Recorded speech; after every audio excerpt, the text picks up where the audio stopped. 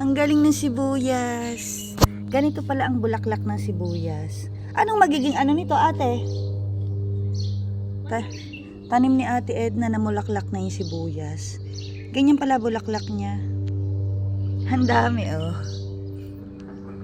Ang dali lang patubuin ng ganito para magkaroon ng spring onion.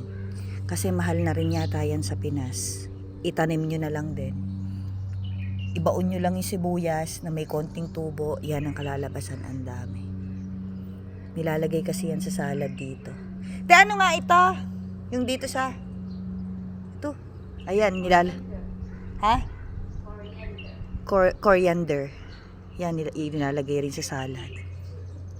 Ito, nakakatuwa yung sibuyas. So, may bulaklak. Ganyan pala bulaklak na sibuyas. Yan ang tanim. Magtanim na lang din kayo pag kailangan nyo ng pang-garnish.